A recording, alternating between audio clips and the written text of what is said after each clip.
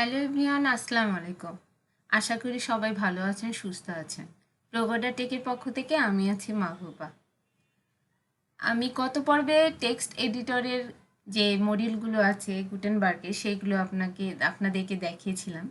আজকে আমি মিডিয়ার যে মডিউলগুলো আছে ইমেজ টিমেজ, সেগুলো আপনাদেরকে দেখাবো। আর বলে রাখা ভালো যে আপনি যদি আমার চ্যানেলে নতুন হয়ে থাকেন তাহলে সাবস্ক্রাইব করে পাশে থাকা বেল আইকনটা প্রেস করে দিবেন আর শেয়ার করে সকলকে দেখার সুযোগ করে দিন। তাহলে চলুন আমরা মূল টপিক্সে চলে যাই। দেখুন, গত পর্বে আমি এই টেক্সট মডিউলটার যে প্যারাগ্রাফ, হেডিং, লিস্ট, হোয়াইট, এই জিনিসগুলো আপনাদের দেখিয়েছিলাম। আজকে আমি এই মিডিয়ার মধ্যে যেই অ্যাডনগুলো বা উইজেটগুলো আছে সেগুলোর কাজ কিভাবে কাজ করে, কিভাবে আমরা করতে পারবো, এই মডিউলগুলো নিয়ে কী কী কাজ করতে পারবো সেগুলো আপনাদের দেখাবো। তাহলে ফার্স্টে মিডিয়াতে দেখুন আছে ইমেজ। আচ্ছা, ইমেজটা যদি আমি নিয়ে আসি, দেখুন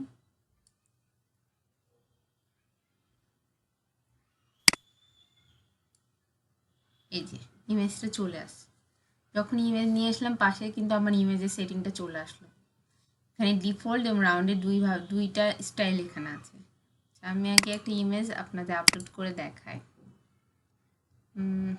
চলুন এই ইমেজটাই আমি আপলোড করি। দেখুন ইমেজটা আমার চলে আসলো।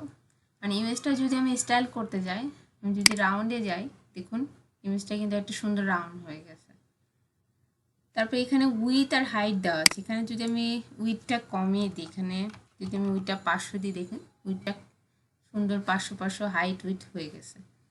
এভাবে গুটেনবার্গে খুব যে বেশি সেটিং থাকে তা না, যে সামান্য কিছু সেটিং থাকে সেগুলো দিয়ে আমরা এইগুলো কিন্তু বানাতে পারি। তারপরে দেখুন মিডিয়াতে আছে কি গ্যালারি। গ্যালারি মানে আমরা বুঝি অনেকগুলো ইমেজ একসাথে থাকে, মাল্টিপল ইমেজ।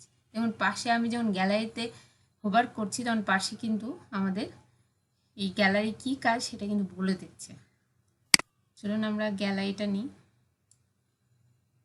গ্যালারিতে আমরা কিছু ইমেজ আপলোড করি। আচ্ছা, আমরা যদি এখানে এই 3টা ইমেজই আপলোড করে দেখাই আপনাদের, দেখুন সুন্দর 3টা আমার গ্যালারি ইমেজ কিন্তু আপলোড হয়ে গেছে। আমি চাইলে আরও ইমেজ আপলোড করতে পারবো।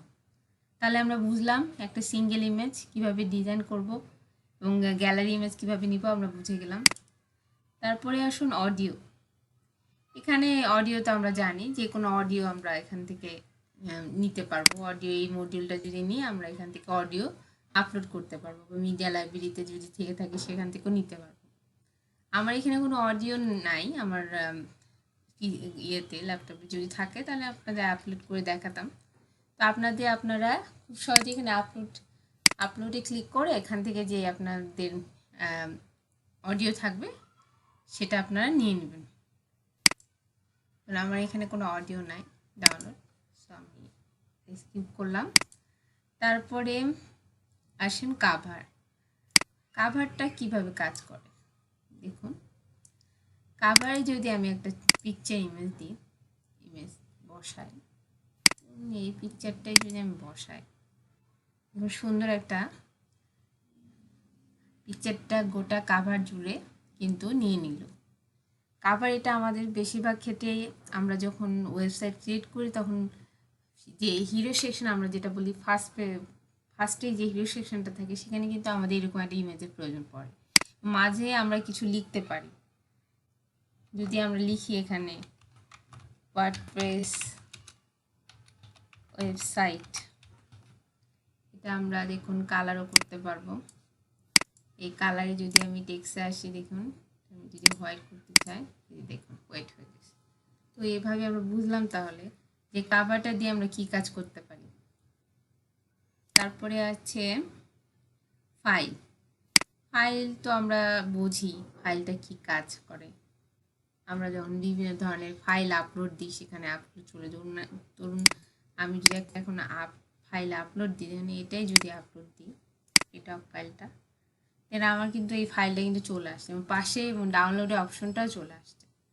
এরকম আমরা অনেক ওয়েবসাইটে আমরা দেখি কিন্তু যে ফাইল আপলোডের অপশন থাকে, তারপর আমরা ডাউনলোড করে থাকি, সেটা এই মডিউল দিয়ে আমরা কিন্তু করতে পারি। তারপরে আছে media and text. Media and টেক্সটটা কীভাবে কাজ করে। মিডিয়া মানে তো আমরা জানি মিডিয়ার মধ্যে বিভিন্ন ধরনের ইমেজ থাকে, আর কন্টেন্ট মানে আমরা জানি বিভিন্ন ধরনের লেখা।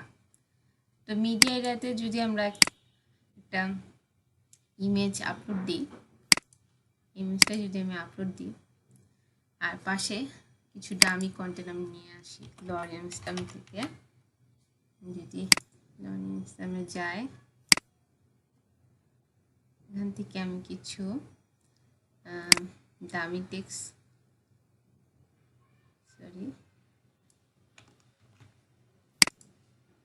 এখানে আমি কিছু ডামি টেক্সট দিই।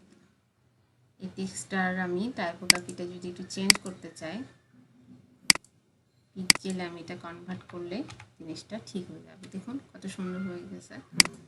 অনেক সময় অ্যাবাউট আস একটা সেকশন যদি আমরা করতে চাই, তখন কিন্তু আমাদের এখানে আমাদের ছবি থাকে, এখানে আমাদের কিছু ডামি কন্টেন্ট থাকে, সেই সেকশনটা কিন্তু আমরা এই মডিউল দিয়ে খুব ইজিলি করে ফেলতে পারতেছি। তাহলে আমরা বুঝে গেলাম মিডিয়া অ্যান্ড টেক্সট এর কাজ। তারপরে আসুন ভিডিও। ভিডিও তো আমরা সবাই জানি এখানে ভিডিও আমরা দিতে পারবো। দেখি ভিডিওটা কিভাবে আমরা দিতে পারি। একটা কোনো ভিডিও যদি আমি এখানে আপলোড দিই, ধরুন এটাই যদি আমি আপলোড দিই আমার কোনো ওপেনারের, দেখুন আমার ভিডিওটা কিন্তু চলে আসছে। দেখুন আমার চ্যানেলে একটা ওপেনার ভিডিও এটা কিন্তু চলে আসছে। তাহলে বোঝা গেল যে মিডিয়াতে যে অপশনগুলো থাকে সেগুলো আমরা কিভাবে কাজ করব।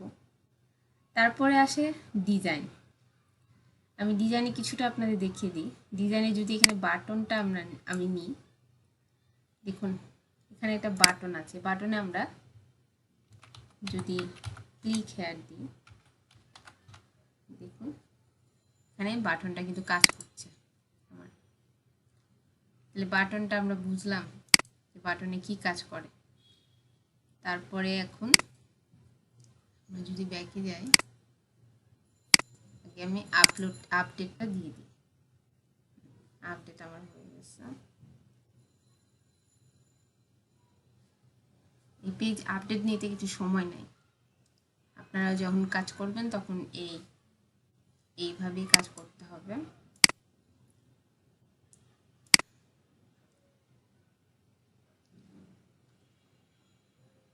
দেখুন আমি যা যা দেখলাম সেগুলো সবগুলো ঠিক আছে। এখন যদি আমি প্লাস আইকনে আসি ডিজাইনে, তারপরে দেখি কলাম তো আমরা জানি মানে কয়টা কলাম আমরা নিতে পারবো সেটা এখান থেকে আমরা ডিসাইড করতে পারবো।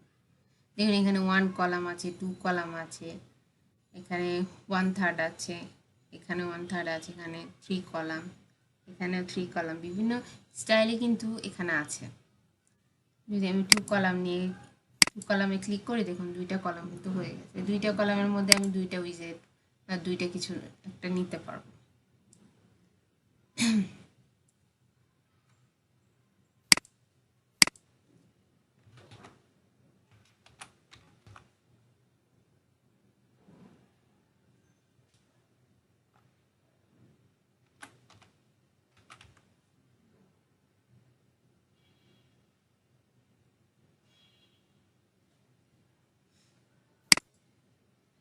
দেখুন কলামে ক্লিক করলে কিন্তু কলাম অ্যাড হচ্ছে আমার।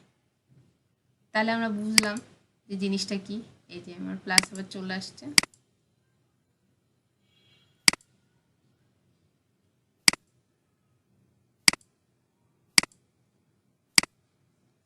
তাহলে আজকে এই ভিডিওতে আমি এ পর্যন্ত রাখি। ভিডিওটা অনেক লং হয়ে যাচ্ছে। পরবর্তীতে আমি বাকি ডিজাইন অপশনগুলো উইজেটগুলো আপনাদের ডিটেলসে দেখিয়ে দেব। তো সে পর্যন্ত সবাই ভালো থাকবেন, সুস্থ থাকবেন। আর ভিডিওটা ভালো লাগলে সাবস্ক্রাইব করে নতুন নতুন আপডেট পেতে আমার সাথেই থাকবেন।